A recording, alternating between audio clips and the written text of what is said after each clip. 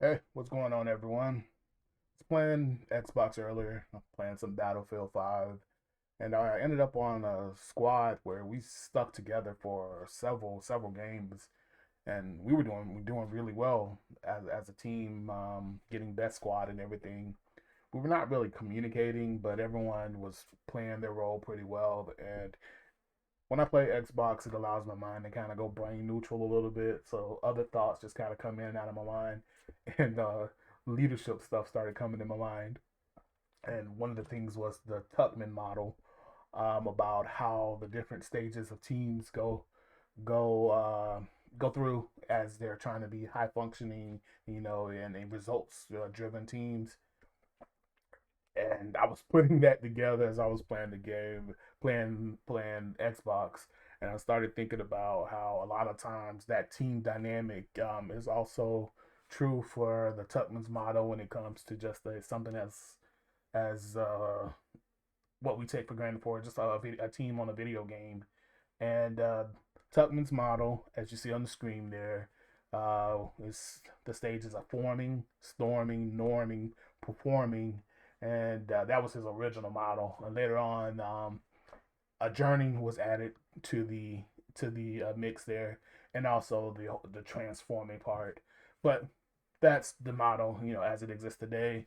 Just so you know, the background on it, forming, storming, norming, performing was the essence of the Tuckman model. And again, this was to help describe how teams grow to be effective and deliver high quality results. And so, in that first forming stage, that's when the team is coming together. Everyone's excited to be a part of the team and ready to get into action. You're in that lobby. You see your teammates. If you're communicating, that's even better. But everyone's excited about the task at hand. About to jump into the game. Everyone, if there's team communication, everyone tends to be upbeat and positive. Um, and it's all centered around what this team is going to be able to accomplish together. And then there can also be some nervous anxiety as each person kind of wonders if the way they play, their play style, is really going to gel with the team and help the team be successful. Are they going to measure up to their teammates? So in this forming stage, if there's good communication going on, you hear team members expressing how much they think the team is going to kick ass, because of what they bring to the table, or people sharing, talking about what they can do, what they can bring. But you also hear some of those anxieties where some people might be saying, "Hey, let's avoid this spot, or let's avoid this. Like, I don't play well there. I don't play well with snipers." Just really trying to tip the team off to what better helps them be the best team member they can be. So ultimately, during this forming stage, when the team is communicating at a high level, you really start seeing the structure of the team, the direction the team wants to go, the objective and goal of what it means to be a part of that team. And each person just really starts to figure out that trust dynamic of what are we about, what are we going to do together. And all the energy and communication at this point is focused on just how those mechanics on how the team's gonna how they're going to roll together. And because they're zeroing in on that so much, they're not yet have put together the thinking about exactly what are they gonna do. What am I gonna do once my boots hit in the ground on the game? What path? How am I gonna support the team? They're not firing on all signals yet on how to do that. So because each person may focus on just their overall role in the team, and not exactly the work that they're gonna have to do, the team's still really on a high level. They're not really ready to take on the challenge yet. So again, that's the forming stage.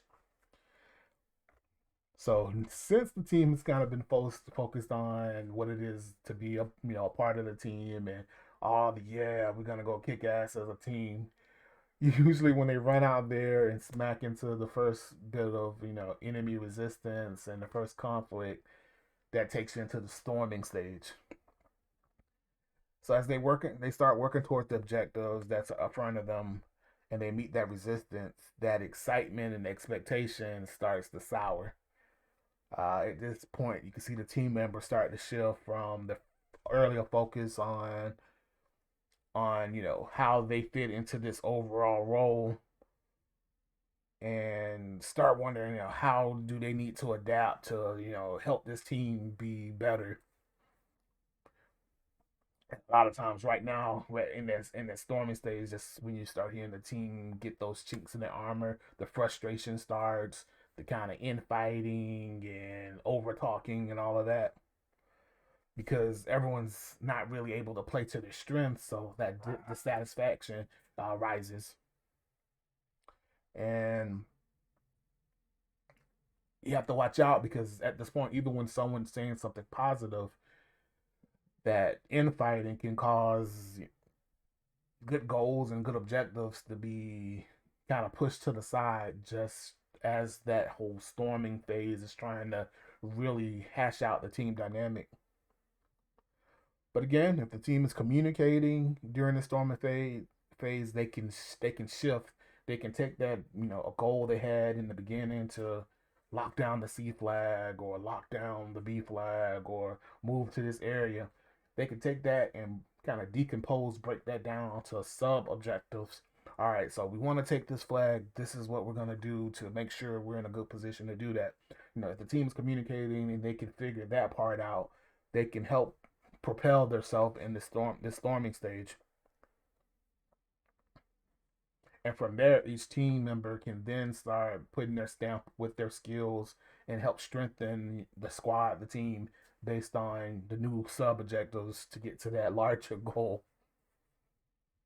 And you also see some cadence. You can see the team start figuring out, okay, this is how we're going to handle future stressors, or conflict and challenges as they pop up. We got through this storming stage. This is how we'll handle something else like this pops back up. So forming, storming, we finally see the team start moving into the norming stage. Um, the team figures out the gap between what they thought they were going to be in that early forming stage and how the team was going to roll, and kind of the realities of who they are as a team, and that gap can start to be bridged. Um, Again, it's good communication, teammates being able to share their ideas on, hey, what if we try this? What if we do this?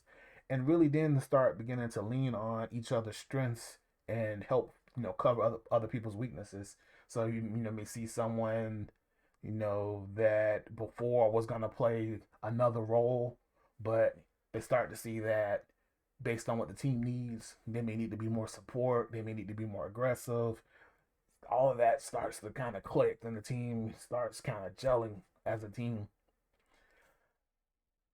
If you get there, then you can get out of that stage and get into the performance stage, where that team is finally clicking and firing on all signals. If the team can make it to the stage and continue communicating, that's when the satisfaction of, yeah, hey, this team is starting to be what we thought it could be. Each person has a better sense of the strengths and weaknesses on the team, and how to watch out so those weaknesses don't expose them. How to put the team in position so that the strengths help them, move forward towards their objectives. And the team now is the team. It's not just these individuals. It's more of we're a unit. We're moving together. We're getting each other what we need. Hey, you need this ammo. You need this. You need that. It's really the whole. It's a group. It's a team. It's everyone together pulling in the same direction.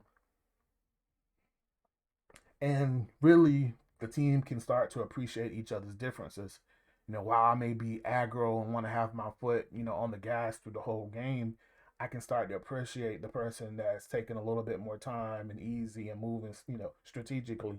We see each other's differences, and we appreciate that, because as a team, it makes us, the dynamic that we are. So in that performance stage, the team can then further start to redefine the objectives and the goals. Hey, we thought we were going to take the C flag, but we may be better in better position to go after B and do this because this is how we're stronger. And as you can see, you make those adaptations based on the understanding of really what that team is about. Then the challenge is though, even though the team is performing now, and obstacles as they pop up, they've been able to clear them. If some of those obstacles really hit them hard and stress the team, it could spin them back into the cycle to where they have to go all the way back into the storming, the forming, or the norming, any of those early stages, and kind of figure out what the hell's going on and kind of regroup in order to get back to the point of performing. And again, those four were the core of Tuckman's model. Later on, so folks looked to revise his model and added in the adjourning or transforming stage. Uh, Teams will come to an end. Also, team identity will come to an end as different people switch out on the team. As I said, that squad and battlefield that stuck together for so long, as one person, cycles out and stops playing with the squad and a new person comes on, that effectively changes up the team and pushes us into a whole new cycle of forming and all of that because that old identity is gone. We have to counterbalance and figure out what's the new team dynamic. So that transformative part of that, or that could just be the full out. Just that's it. The team's gone. Everyone's out of there. I have get pulled into on another squad, and that other one's gone. And the grief I can feel that that old team's gone, and that could hit me. I may not be as productive on this next level of the team until I snap out of it and realize where I'm at now on the whole new process of forming. So in that termination, ending, adjourning, and could be transforming phase. The important thing is to realize that there was a purpose to the team that has ran its course. Um, and if the members have switched up, that can trigger some feelings where while you're energized on the accomplishments that the team may have had, you can also get a little level of anxiety and become less focused as this fear that the team is just now got to start this whole process over with. It's now going to be a struggle for this new version of the team to get back to the success as the other one. See this a lot. I think like in games of like Apex that has just a trio of people. One of those people will switch out and that you normally play with, and you get a random or you get another person that you don't really know how to vibe with them yet. It can really switch it up, even though you've had all these past games, in the day that you've won with that previous team. You could that could go the other way now with this one dynamic unless the team is communicating and moving through these stages until they can get into that performing range. So yeah, that's the type of thing that when my mind kind of gets a little freer to think happens when I'm playing video games. How the Tuckman's stages of team development can relate to teams as they come together in video games. So think about that as you're going through. Turn your mic on, talk to people because it helps you go through these stages. You can imagine trying to go through forming, storming, norming, performing, transforming, and you're not talking to people. You're just all playing the game and trying to take cues from the game off of each other on how to be a winning team. It happens, and that's more to people just being adaptive when you can also talk and get that out. I remember sharing a quote, and I'm sorry I can't remember who inspired the quote, but it was basically as a leader, you need to tell people what you need from them and not how to do it. Everyone has their own way that they can get to the same goal. So people don't necessarily need to follow your exact process to get to that goal. They just need to know when, where, when and where you need them to be, and then you give them the ability to meet that expectation. So, all right, guys, this is a moment in leadership theory and team development. This is our Big Bank, and I'm out. Thanks for looking.